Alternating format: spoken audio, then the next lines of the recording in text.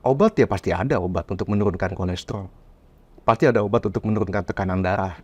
Pasti ada obat untuk menurunkan sesuatu yang tidak normal. Tapi itu kan obat, tetap aja mesti dibantu dengan motivasi untuk mengubah hidup itu.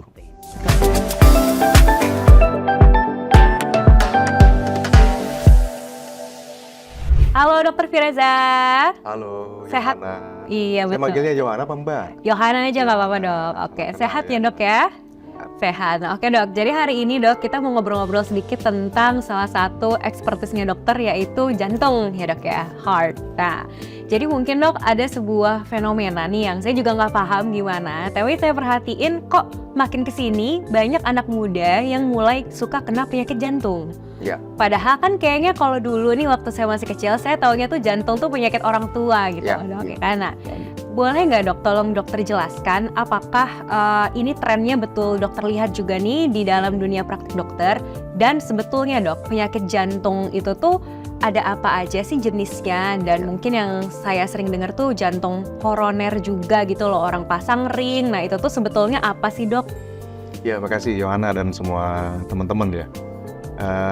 Sebetulnya penyakit jantungnya ada banyak. Ada penyakit jantung akibat sumbatan pembuluh jantung yang tadi Yohana bilang sebagai penyakit jantung koroner. Koroner itu nama pembuluh jantung. Sehingga apapun yang terjadi di dalam pembuluh itu ya kita sebut sebagai penyakit jantung koroner. Yang paling banyak disebabkan oleh penumpukan plak yang menyebabkan sumbatan. Lalu ada macam-macam lainnya, ada penyakit jantung katup atau kelainan pada katup jantung, mungkin sulit membuka atau sulit menutup. Lalu ada penyakit jantung bawaan atau lubang pada jantung yang biasa disebabkan oleh sejak kondisi janin ya. Ada hipertensi, ada juga penyakit kelemahan otot jantung dan lain sebagainya, cukup banyak. Tapi paling tidak yang mau saya sampaikan, dari sekian banyak penyakit jantung yang tadi, yang paling banyak menyebabkan angka kesakitan, yang menyebabkan pasien masuk ke UGD atau sampai dirawat di rumah sakit, dan angka kematiannya cukup tinggi adalah penyakit jantung koroner tadi, yang mana disebabkan oleh gaya hidup. Ya, jadi penyakit kardiovaskular dan juga sama halnya dengan penyakit stroke atau otak kita sebut sebagai cerebrovaskular juga. Jadi kardiocerebrovaskular itu disebabkan oleh gaya hidup. Nah, maka faktor resiko tadi yang bisa menyebabkan kejadian penyakit jantung koroner adalah kencing manis, ya, obesitas, darah tinggi, kebiasaan merokok, dan gaya hidup yang tidak aktif atau lebih banyak apa sih kalau anak muda bilangnya mager ya. Oh mageran, procrastinate. Seperti itu ya, jadi aktivitas fisik yang sangat tidak pernah dilakukan. Nah itu adalah faktor risiko. Nah kaitannya dengan anak muda. Oke, dulu mungkin 10 tahun yang lalu banyak kan terjadi populasinya pada yang sudah 40 tahun ke atas. Katakanlah yang lebih di atas 65 tahun ya. Itu penyakit pada orang tua, sakit jantung udah tua gitu. Nah ternyatanya saat ini bahkan di rumah sakit Mayapada juga semakin tahun ke tahun itu semakin muda usianya. Kira-kira jawabannya pasti sudah ditemukan. Udah tahu di benaknya Yohana, ini lifestyle, pergeseran lifestyle. Di satu sisi saat ini anak muda penuh dengan kemudahan untuk membeli sesuatu, nggak usah susah-susah, tinggal pesen gampang, langsung datang ada di mejanya. Tapi di sisi lain kan jadinya gaya hidupnya lebih banyak pasif. Itu. Yang kedua, kebiasaan merokok yang dulu mungkin hanya dilakukan pada individu yang lebih dewasa, saat ini mungkin anak-anak atau mungkin yang masih remaja juga sudah menghisap asap rokok, bahkan tidak cuma asap rokok, tapi juga electronic cigarettes. Itu juga saya kira itu sama bahayanya dengan tobacco atau asap rokok yang konvensional ya. Nah jawabannya itu tadi, ada pergeseran lifestyle, gaya hidup, dan jangan lupa pola makan kita saat ini adalah lebih manis dan rendah serat. Itu yang disukai oleh generasi muda saat ini ya, yang lebih instan, lebih mudah didapat, dan jumlah karbohidratnya mungkin lebih tinggi, dan lemak trans fat lemaknya juga cukup tinggi. Itu menjadi masalah, dan itu menjadi masalah bersama tidak cuma di bidang kesehatan tapi juga sosial, ekonomi, budaya. Oke. Mungkin itu ya. Paham sih ya dok, jadi kurang gerak, Berat ya? Iya kurang gerak, nontonnya mukbang terus gitu kan, makin lapar. Tapi benar sih dok, benar. Tapi dok, kalau seandainya nih orang tahu dia ada sakit jantung, nah itu tuh awalnya tanda-tandanya apa dulu? Apakah kayak semua nyeri itu otomatis jantung, ataukah kayak ada indikasi tertentunya? Ya secara umum kan tadi penyakit jantung ada banyak. Jadi tentu kalau penyakit jantung tertentu pasti keluhannya juga tertentu. Kalau tadi kita ngomong soal PJK, penyakit jantung koroner atau sumbatan pembuluh jantung, keluhan paling utama adalah sakit dada. Sakit dada saat aktivitas, atau yang lebih berat adalah sakit dada saat istirahat aja. Itu udah sakit, itu berarti gejalanya lebih berat dan pasti membutuhkan penanganan yang lebih kompleks dan mesti cepat. Lalu misalnya kalau gagal jantung atau lemah jantung gimana? Lemah jantung biasanya keluhannya sesak napas, lekas capek, mudah lelah, lemas, atau mungkin kita bilangnya palpitasi, berdebar, deg-degan, dan sebagainya. Banyak penyakit jantung bawaan, misalnya mudah capek juga, atau kebiruan pada kuku. Nah, itu juga bisa terjadi. Jadi banyak sekali keluhan-keluhan yang pada umumnya sih kalau nggak sakit dada, sesak napas, berdebar, deg-degan, ya, mudah capek, dan lain sebagainya. Tapi yang perlu diwaspadai adalah ketika kita saat aktivitas atau saat mengerjakan pekerjaan yang tidak terlalu berat, dada kita udah sakit. Nah, itu yang mesti diwaspadai oleh kawan-kawan semua ya.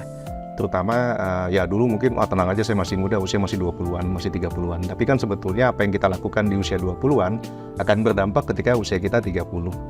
Sama halnya dengan kita melakukan apapun di usia 30, baik itu kegiatan yang sehat atau yang tidak sehat, maka kita akan kita tuai hasilnya ketika di usia 40-an. Jadi jangan abai dengan kesehatan kita dan kebiasaan kita. Oke, betul. Memang kesehatan itu investasi ya dok ya? Ya. Nah dok, kapan nih dok kita tahu bahwa sebuah penyakit jantung itu harus pasang ring? Nah, karena kan saya biasanya tahu, oh kakek saya sakit jantung harus pasang ring nih. Nah itu indikasinya apa tuh dok? Ya betul sekali Yohana. Jadi definitif atau tindakan diagnosis untuk mengetahui apakah seseorang mengalami penyempitan pembuluh jantung tentu saja dengan pemeriksaan. Ya, paling gampang aja kan dengan keluhan. Saya sakit dada saat aktivitas, saya sakit dada saat istirahat dan lain sebagainya dengan faktor resiko tadi. Oh, kencing manis, oh hipertensi, oh kebiasaan smoking dan lain sebagainya. Begitu ada keluhan yang khas, maka tentu saja kita lakukan pemeriksaan lanjutan. Biasanya perekaman distrik jantung atau kita sebut sebagai EKG, elektrokardiogram. Lalu ekokardiografi atau orang awam bilangnya USG. Nah, lalu yang lebih canggih sedikit dengan foto CT scan. Dan yang lebih definitif atau lebih canggih dan ini minimal invasif adalah tindakan kateterisasi jantung. Tapi Yohana, itu dilakukan, rangkaian pemeriksaan itu dilakukan kalau kondisinya stabil atau penyempitan pembuluh jantung yang masih stabil. Tapi kalau yang tidak stabil atau heart attack atau kita bilang serangan jantung, pemeriksaan tadi tidak mesti dilakukan semua. Jadi begitu klinisnya jelas sakit dada yang sangat berat, sampai dia keringat dingin, lamanya 30 menit, EKG-nya menunjukkan ada suatu gejala serangan jantung, maka kita wajib melakukan tindakan pertolongan, yaitu kateterisasi jantung dan pemasangan ring tadi. Jadi ini jangan sampai nanti, wah tetangga saya ada yang mesti CT scan dulu, oh tetangga saya ada yang langsung masuk UGD langsung dikerjakan malam itu juga dan lain sebagainya. Itu pasti dua hal diagnosis yang berbeda. Yang satunya penyakit jantung yang lebih stabil, yang satunya penyakit jantung yang kita sebut sebagai penyakit jantung akut atau serangan jantung akut, yang penanganannya mesti seawal mungkin, secepat mungkin. Oke. Ya. Nah dok, saya penasaran nih dok, kalau seandainya ada pasien mau pasang ring gitu ya, atau ring itu suka dibilang stent itu? Ya kita bilangnya stent, masyarakat awam saya nggak tahu bagaimana awalnya. Sejak saya 10 tahun yang lalu ya, itu dibilangnya sudah ring ya. Ring, oh. Atau cincin bahkan dibilang. Saya udah pasang cincin 2, saya udah pasang cincin 1 gitu ya. Kayak habis belanja saya gitu. Saya pikir ya habis nikah gitu ya. Ternyata ya nggak tahu, mungkin dengan podcast ini bisa dibetulin ya istilahnya. Sebetulnya itu stent. Stent itu seperti anyaman anyaman kawat halus yang terbuat dari kobalt kronium, sangat enteng dan itu kuat, sangat kuat, sangat enteng dan durable. Jadi bisa dipasang di pembuluh di dalam tubuh pasien dalam waktu yang lama. Gitu. Jadi kalau ring kayaknya nggak tepat ya. Ring mungkin seperti cincin kan? Iya betul. Padahal bentuknya tidak seperti cincin juga. Oke, saya juga sama ini taunya ring tadi. Ya, lebih kayak selongsong, mungkin nanti di insert di podcast ini seperti apa bentuk. Nah, ini tuh dok, penasaran dok, prosesi pemasangannya itu seperti apa tuh? Misalkan prosedurnya apakah ada yang dimasukin dulu atau gimana gitu? Ya, saya mungkin kelewat dikit. Jadi indikasi pemasangan ring adalah bila ditemukan sumbatan pembuluh jantung melalui tindakan kateterisasi jantung. Jadi tadi kan CT scan, kalau tadi ada ECG, ekokardiografi, uji latih jantung, treadmill test, CT scan, atau pemeriksaan modal non-invasif lainnya yang menunjukkan suatu kecurigaan ada sumbatan, kita mesti tidak lanjuti ke pemeriksaan yang lebih advance, yaitu kateterisasi jantung, atau kita sebut sebagai angiogram. Ya, itu memasukkan benda seperti selang kecil lewat pembuluh tangan, biasanya pembuluh tangan kanan kita, atau mungkin bila tidak bisa lewat tangan maka lewat pembuluh di paha, itu dengan selang yang sangat kecil sekali ya, dengan tusukan jarum kecil sekali, jadi masuk ke dalam pembuluh, lalu kita lihat nanti pembuluh jantungnya, kita masukkan semacam kontras atau zat kontras, lalu kita lihat di mana penyempitannya. Kalau memang sumbatannya, kita biasanya mudahnya aja ya, ini mudahnya aja supaya masyarakat awam ketahui, kalau memang kita katakan itu penyumbatan yang berat di atas 75%, maka itu indikasi dipasang ring. Caranya bagaimana tadi? Jadi bukan operasi, bukan tindakan yang invasif seperti operasi, tetapi kita sebutnya minimal invasif. Hanya melukai sedikit di pembuluh di tangan kita melalui kulit, makanya disebut percutaneous, lewat kulit. Percutaneous coronary intervention, PCI. Jadi mudah sekali dilakukan, cukup aman karena dengan bantuan alat-alat yang teknologi yang sangat canggih, dan mungkin kalau dibandingkan beberapa puluh tahun yang lalu, mungkin orang tua kita pernah dipasang stent atau ring, ya tentu saat ini teknologinya udah sangat-sangat berubah. Lebih safe, lebih aman, lebih mudah buat dokter mengerjakannya, dan ada tambahan-tambahan teknologi advance yang hanya rumah sakit tertentu yang miliki barangkali, yang untuk membantu operator memasang alat tersebut dengan lebih mudah lagi. Dan tentunya itu teknologinya ada di Mayapada Hospital ya dok? Ada ya? di Mayapada. Oke, nah Ya. kalau seandainya dok stent atau ring ini ada jenis-jenisnya nggak sih? Dulu ketika 10-15 tahun yang lalu itu ada stent yang ada lapisan obatnya, lalu ada stent yang tanpa lapisan obat. Tentu Mbak Yohana aja pasti tahu mana yang lebih bagus. Pasti yang dengan obat, lebih durable, lebih tahan lama, dan resiko terjadinya sumbatan kembalinya lebih kecil ketimbang stent yang tanpa obat. Tapi ada hal yang juga tidak kalah penting dibandingkan kita berbicara mengenai jenis stent, yaitu teknik pemasangan stent tadi. Selama teknik pemasangan stentnya baik, bagus, dan dibantu dengan teknologi advance untuk memasang stent tersebut, banyak mungkin the next podcast barangkali kita bicara lebih advance. Tapi paling tidak mesti dilakukan dengan teknik yang sangat baik, dengan bantuan teknologi imaging yang juga cukup baik, teknologi pencitraan yang cukup baik untuk membantu apakah stent itu posisinya sudah tepat berada di dalam pembuluh yang kita inginkan untuk dipasang, dan sesuai dengan di mana ada plak sumbatan itu. Jadi jangan sampai terjadi mismatch yang tersumbat di mana tapi dipasangnya tidak tepat. Nah, itu jadi masalah. Memang bahwa saat ini generasi stent udah jauh lebih baik. Dulu ada generasi ke-1, sekarang saat ini yang banyak dipakai generasi kedua dengan obat yang lebih baik lagi. Jadi tentu pertanyaannya, jawabannya adalah ya, kita gunakan jenis stent yang dilapisi obat dengan platform stentnya yang jauh lebih tipis. Stent itu kan ada ketebalannya, ada thickness-nya ya Mbak Yohana. Dulu mungkin tebal, ya saat ini sangat kecil sekali, di bawah 0,7 mikron, di bawah 70 mikron. Itu sangat tipis sekali, dan penyembuhannya jadi lebih cepat. Diharapkan dalam waktu 1-3 bulan, atau paling cepat 1 bulan, itu stentnya di dalam pembuluh itu bisa sembuh. Arti sembuh dalam bidang jantung adalah si stent ini udah mulai dilapisi oleh pembuluh yang baru, endotelialisasi. Jadi itu penting sekali. Jadi dia menyatu juga ya? Sebetulnya sih secara umum saat ini di dunia maupun di Indonesia kita sudah menggunakan generasi stent yang lebih baik ya? Lebih baik. Dok, tadi penasaran sedikit waktu dokter bilang ada proses pemulihan ya setelah biasanya orang pasang stent atau ring nih. Ya. Nah, itu tuh biasanya waktu pemulihannya itu berapa dan apa aja sih yang harus pasien lakukan gitu supaya proses pemulihannya tuh lancar gitu? Kalau tadi tuh saya bilang mengenai recovery stand. Kalau recovery stand tuh stand-nya menyembuh di dalam pembuluh ya. Itu antara 1 sampai 3 bulan itu si stand-nya di dalam pembuluh. Tapi untuk pasien atau untuk individu yang dilakukan tindakan prosedur pemasangan stand, kalau kondisinya klinisnya stabil, itu hanya butuh menginap 1 malam saja dan besok bisa pulang, rawat jalan, minum obat seperti biasa dan melakukan aktivitas seperti biasa. Kalau tipikal ya tipe yang penyakit jantung yang stabil tadi. Jadi biasanya yang sakit dadanya timbulnya hanya saat aktivitas. Kalau dia udah istirahat, sakit dadanya hilang.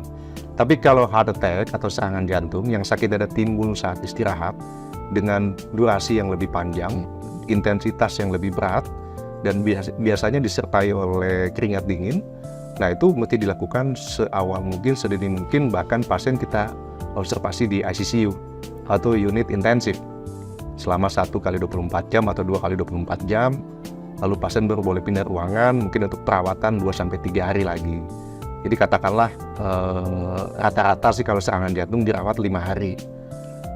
Nah kalau kasus serangan jantung, pasien sudah dipasang stand, kondisi stabil, bisa pulang, ya mungkin pemulihan untuk individu tersebut butuh waktu 1-2 minggu di rumah. Tapi dia bisa pulang ke rumah, bisa aktivitas ringan, tapi ya belum boleh melakukan aktivitas-aktivitas yang lebih berat. Oke, nah itu ada pantangannya apa aja tuh dok? Dari segi lifestyle sama mungkin dari pola makan? Balik lagi, karena ini penyakit lifestyle, ya kita betulin lagi lifestyle, edukasi yang penting.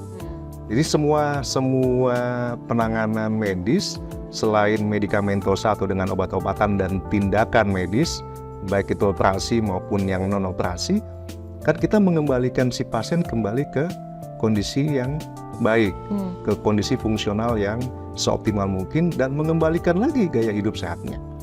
Nah ini juga tidak gampang. Nah ini butuh tidak mungkin hanya seorang dokter dan perawat mengedukasi tanpa ada kesadaran pasien atau individu. Jadi kembali lagi, saya dapat penyakit ini karena apa? Maka saya ubah gaya hidup saya. Kalau sebelumnya stressful life, ya coba hilangkan stresnya. Kalau tadinya tekanan darahnya selalu tinggi, ya coba turunkan.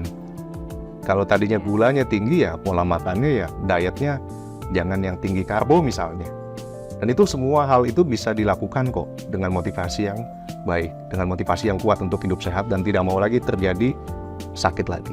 Oke, nah dok, seandainya nih ada orang yang sudah terindikasi sakit jantung, tapi dia ada 2 jalur nih, dia sedikit lagi kalau seandainya mungkin semakin parah, dia harus pasang ring. Jadi sebetulnya dia masih ada kesempatan nih untuk nggak harus pasang ring. Nah itu gimana caranya supaya orang yang mungkin sudah terindikasi ini penyakit jantung supaya tidak memperparah gitu loh kondisinya? Begini, kalau memang gejala klinisnya tidak berat dan sumbatan yang ditemukan juga tadi saya bilang tidak berat ya. Kalau ringan sampai sedang saja, umumnya juga kita tidak akan lakukan pemasangan ring kan. Umumnya ya biasanya kita atasi dengan obat-obatan. Dan jangan lupa itu lifestyle modifications atau mengubah gaya hidup kita sebaik mungkin. Sama halnya dengan pasien-pasien yang kita tata laksana dengan pemasangan stand, apapun tetap saja kan begitu pulang kita edukasinya adalah gaya hidup sehat. Ini nggak ada bedanya sebetulnya. Jadi kalau memang ada pasien yang mestinya diindikasikan untuk tindakan lebih lanjut pemasangan stand akibat adanya sumbatan pembuluh jantung karena faktor risiko yang dia miliki, dan untuk sesuatu hal dia tidak mau melakukan atau tidak bisa dilakukan, atau mungkin ada masalah problem kesehatan lainnya yang tidak membolehkan si pasien untuk dilakukan tindakan tersebut, maka ya balik lagi, pengobatan yang optimal dan ubah gaya hidupnya. Ini kunci yang sama pentingnya dengan pengobatan itu sendiri. Mengubah gaya hidup. Ya kita nggak ngomong soal jantung, jadi kita ngomong soal semua, the whole body, semua penyakit, ujung-ujungnya ya gaya hidup. Oke, ini saya juga jadi sedikit merefleksikan gaya hidup saya nih tadi waktu denger, wah apalagi sekarang banyak yang kerja virtual segala macam gitu kan, di kamar aja kerjanya. Seperti saya juga, jadi sedikit-dikit laptopan, duduk terus, kurang outdoor, kurang jalan gitu ya dok. Ya betul. Kalau flashback kembali ketika kita pandemi ya beberapa tahun yang lalu ya, sebetulnya di balik kesulitan yang kita alami dengan penyakit virus seperti itu ya, yang angka kematiannya cukup tinggi, ternyata Tuhan menyisipkan suatu pesan bahwa ternyata kita memang diminta untuk balik ke basic. Back to basic, yes. Back to basic, pola makan kamu betulin lagi. Jangan jajan yang nggak betul. Ya kalau kita nggak pandemi kan kita kemana-mana tuh, bisa ke mall, bisa kemana. Begitu kita dipaksa untuk isolasi di rumah, kita bisa hidup kok ternyata dengan hidup sehat, dengan makanan yang kita butuhkan, bukan yang kita mau, tapi yang tubuh kita butuhkan. Bukan yang kita, kalau kita mau semuanya. Yes. Ya kan, ternyata bisa tuh di bulan puasa Ramadan itu kita nggak rokok sebulan penuh. Kok bisa gitu loh. Ternyata waktu pandemi dengan kondisi kayak begitu, kita bisa olahraga di rumah tuh dengan alat yang seadanya, kita bisa sehat. Itu balik lagi. Jadi artinya sih kita hanya butuh kembali aja. Apa sih yang kita butuhkan sebetulnya untuk makanan misalnya. Kita hanya butuh makanan kan sebetulnya, kalau gizi kan pasti karbohidrat, protein, ya kan, apalagi lemak dengan jumlah yang secukupnya, ya kan, lalu buah-buahan, sayur dan sebagainya kan. Kita nggak butuh yang lain-lain kan, nggak butuh yang sesuatu yang sebetulnya nggak kita butuh, organ tubuh kita nggak butuh. Nah itu sih mindset itu yang mesti diubah oleh kawan-kawan semua. Obat ya pasti ada obat untuk menurunkan kolesterol, pasti ada obat untuk menurunkan tekanan darah, pasti ada obat untuk menurunkan sesuatu yang tidak normal. Tapi itu kan obat, tetap aja mesti dibantu dengan motivasi untuk mengubah hidup itu. Betul, tandanya sebelum pendeteksi dini, pencegahan dini ya dari kitanya dok ya. Ya betul, makanya tata laksana itu selalu ujungnya adalah pengobatan dan perubahan gaya hidup. Tidak hanya pengobatan aja, pengobatan dan mengubah gaya hidup. Oke, nah dok, saatnya kita beritahu kepada Maya Friends di luar sana nih. Oh, namanya Maya? Maya Friends. Halo Maya Friends. Nah, mungkin pesan dok untuk Maya Friends yang mungkin sedang menonton ini, yang juga jadi ikut merefleksikan nih mungkin gaya hidupnya, atau mungkin juga punya sanak saudara yang mungkin juga sedang berjuang gitu, mungkin untuk sedang melawan penyakit jantung. Nah, mungkin dokter ada pesan bagaimana mungkin untuk Maya Friends yang masih sehat supaya tetap menjaga kesehatan jantungnya, dan juga mungkin untuk Maya Friends yang sedang melawan gitu penyakit jantung, bagaimana supaya semakin optimal pengobatannya dan pemulihannya gitu dok. Ya, terima kasih. Oke, jadi gini teman-teman Maya Friends ya. Maya Friends, oke juga tuh. Jadi tadi saya kalau ngomong sama pasien saya bilang, halo Maya Friends. Boleh dok. Jadi teman-teman sekalian ya, jadi gaya kehidupan modern seperti saat ini itu suatu hal yang is a blessful buat kita. Kita dengan mudah sekali saat ini mengakses apapun lewat gadget kita, lewat gawai kita, itu mudah banget. Jadikan itu sebagai tools untuk semakin memudahkan kita juga untuk kita sadar bahwa ternyata hidup kita salah. Gampang kok kita akses, oh ternyata gaya hidup kayak gini nggak oke ya, salah ya. Begitu kita cepat ubah. Mungkin ketika zaman Yohana angkatan berapa saya mungkin, jangan main angkatan ya gitu ya. Kita dulu susah mengakses media, kita mesti beli buku, kita mesti beli majalah, kita mesti tanya sama yang lebih senior mungkin. Saat ini kan gampang banget, ada internet, ada gadget dimanapun. Jadikan itu sebagai media untuk semakin membuat kita termotivasi untuk hidup sehat. Kayaknya gaya hidup sehat itu saat ini mudah banget didapat. Silakan, saya nggak pro gaya A, gaya B. Silakan mau diet tipe apapun, tapi konsisten dan konsekuen, dan sadari kita itu cocok yang mana dengan gaya hidup tersebut. Tapi apapun itu, merokok nggak sehat, diet tinggi lemak tidak sehat,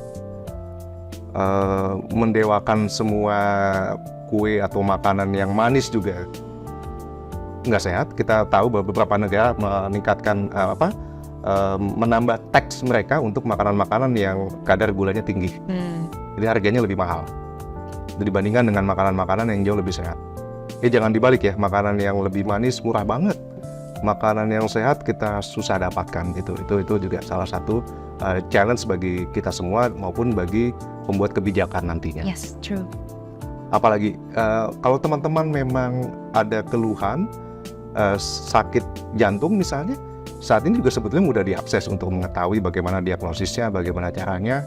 Tapi dengan adanya Maya pada Hospital di sini dengan podcast ini, paling tidak teman-teman bisa tahu bahwa mudah sekali mengakses layanan-layanan kesehatan.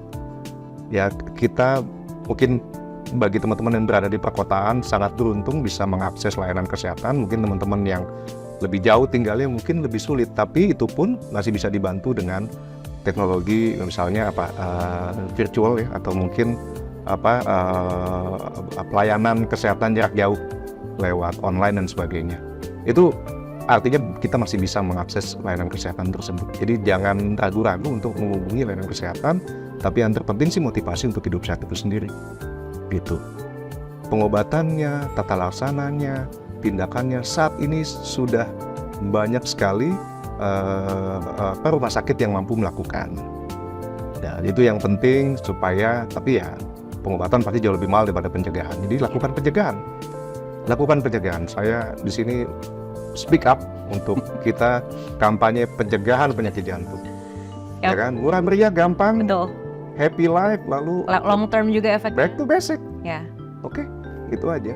Oke, makasih banyak Dokter Fireza. Ini insightful banget juga buat saya dan semua yang fresh di luar sana. Ini saya pulang langsung olahraga nih. Nah, ayo dong, wajib dong. Wajib. Makasih banyak ya Dok ya. Sama-sama. Dan untuk semua yang friends di luar sana, semoga enjoy juga dan semoga juga find this topic insightful seperti aku. Dan seandainya teman-teman juga tertarik dengan topik seputar jantung atau dengan seputar kesehatan lainnya, jangan lupa untuk subscribe YouTube Maya Pada Hospital dan juga jangan lupa follow dan like di TikTok dan juga Instagram kita @mayaPadaHospital. Dan boleh like and share komen konten ini, boleh juga disapa Dokter Firezanya. Juga ada akunnya bukan ya Dok ya? Dokter, ada sosmednya? Oh, kurang aktif. Oke. Nanti semoga kita bisa ngobrol lagi ya sama Dokter Fireza kapan-kapan. Terima kasih banyak Maya Friends, salam sehat dan pencegahan ya Dok ya. Ya, pencegahan. Sampai jumpa ya.